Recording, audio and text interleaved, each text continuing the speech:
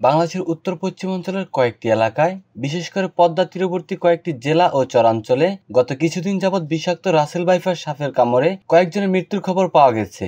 Russell viper সাপ বাংলাদেশের চন্দ্রবোরা বা উলুবোরা নামেও পরিচিত। দেশের যে কোনো স্থানে এই সাপ দেখার সঙ্গে সঙ্গে তা জানানোর জন্য অনুরোধ করেছেন স্নেক রেস্কিউ টিম বাংলাদেশ।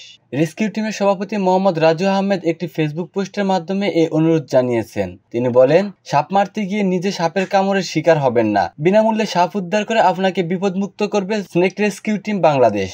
আরেকটি পোস্টে রাসেল ভাইপার কামড়ের শিকার হলে করণীয় বিষয়গুলো নিয়েও জানিয়েছেন তিনি। কেউ যদি রাসেল ভাইপার সাপের কামড়ের শিকার হন, কোনো ওঝা বা বেদের কাছে না গিয়ে দ্রুততম সময়ের মধ্যে নিকটস্থ হাসপাতালে যাবেন। রাসেল ভাইপার সাপের চিকিৎসায় অনেকেই যে ভুলগুলো করে থাকেন তা হলো, কামড়ের পর অ্যান্টিভেনম নিয়ে সুস্থ হয়ে গেলে বাসায় চলে আসেন। 15 থেকে 20 দিন পর রোগী আবার অসুস্থ হন এবং সিরিয়াস অবস্থায় মারা যান। তাই অ্যান্টিভেনম নেওয়ার পর ভালোভাবে স্বাস্থ্য পরীক্ষা করতে হবে। মোহাম্মদ রাজু আহমেদ জানান, রাসেল ভাইপারের হেমোটক্সিন বিষ যতক্ষণ আমাদের শরীরে থাকে, এর মধ্যে আমাদের ইন্টারনাল অর্গানগুলো যেমন কিডনি, লিভার, ফুসফুস ইত্যাদির কার্যক্ষমতাগুলো নষ্ট করে ফেলে।